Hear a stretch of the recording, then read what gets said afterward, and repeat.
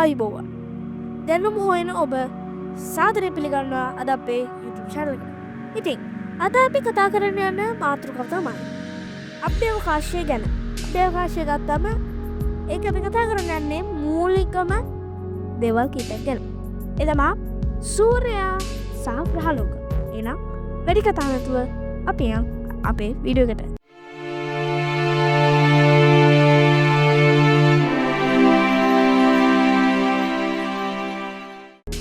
හරි. ඉතින් මීට අවුරුදු බිලියන 4.6කට කලින් බුද ලැබපු සෞර ග්‍රහ මණ්ඩලය අද වෙනකොට විශාල පරිවර්තන රැසකට මුහුණ දීලා තියෙනවා. කාලය ඇවෑමෙන් විශ්ව සිසිල් වීම නිසා එහෙමත් නැත්නම් පදාර්ථයන්හි උෂ්ණත්වය පහළ යන වගේම විශ්වයේ ප්‍රසාරණය ඊට බලපා ඇති ප්‍රධාන හේතු සාධකයි කියලා විද්‍යාඥයන්ගේ අදහස වෙනවා. පරිමාව වගේම ස්කන්ධය අනුව බැලුවම සෞර ග්‍රහ මණ්ඩලයේ තියෙන විශාලතම වස්තුව වෙන්නේ සූර්යයා කියලා කියන්න පුළුවන්. පෘථිවිය වගේ 190 වාරයක් විශාල ඒ සමගි විස්කම්මය කිලෝමීටර් 13,92,000ක් වෙනවා.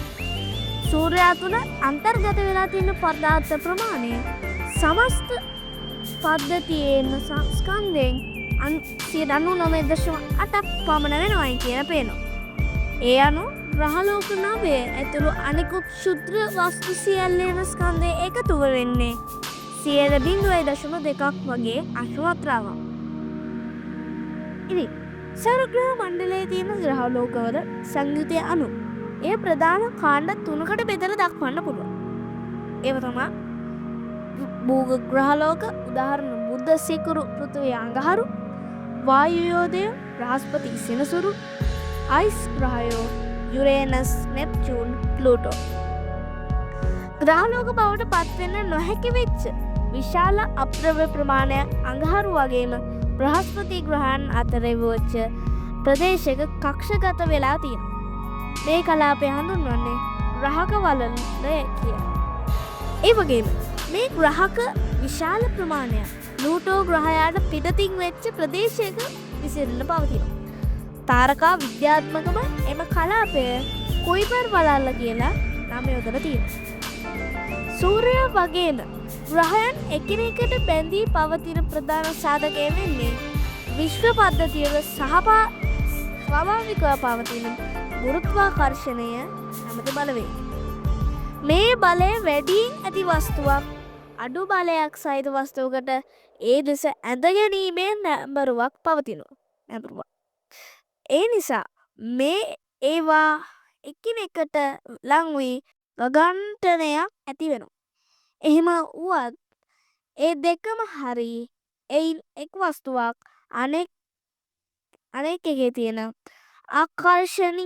ආකර්ෂණ ශක්තිය අභිබවා යන වේගයකින් චලනය වෙනවා නම් එහි ඇතිවන කේන්ද්‍රාපසාරී බලය හේතුවෙන් ඒවා එකිනෙක නොගැටී පවතිනවා. සෞර ග්‍රහ මණ්ඩලය තුර ක්‍රියාත්මක වන්නේත් මේ වගේ සංසිද්ධියක්. එහි සූර්යයා තුළ පවතින ගුරුත්වාකර්ෂණය බලය තප්පරයකට මීටර් 274ක් පමණ වෙනවා වගේම ඒවා කේන්ද්‍ර කර ගනිමින් ඊට වඩා බෙහෙවින් අඩු ගුරුත්වාකර්ෂණයක් සහිත ග්‍රහලෝක ගමන් කිරීමක් සිදු වෙනවා. ඒවා එලිසින් ගමන් කරන මාර්ග කක්ෂ කියලා හඳුන්වනවා.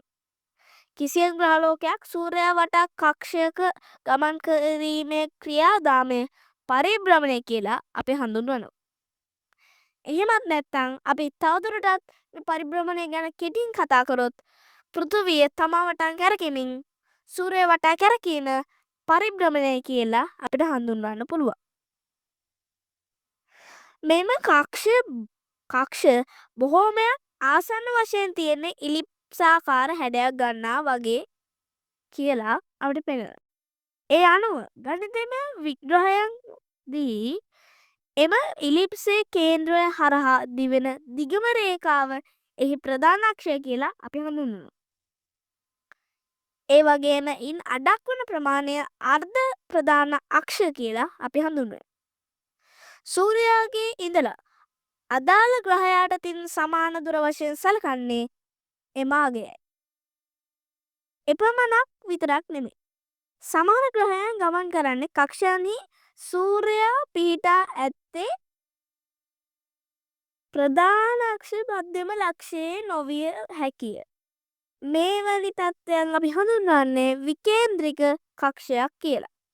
මේ වගේ විකේන්ද්‍රික කක්ෂයක මධ්‍යස්ථයේ තියෙන වස්තුවට එහෙමත් නැත්නම් සෞරග්‍රහ මණ්ඩලයේ නම් සූර්යයාට ආසන්නව පවතින ලක්ෂය සූර්ය සමීප කර විදිහටත් ඊට දුරින් පිහිටන ලක්ෂය සූර්ය දූරක කියලත් හඳුන්වනවා. ඉතින් මේ විදිහට අද අපේ වීඩියෝ එක අපි අවසන් කරන්නයි සූදානම් වෙන්නේ.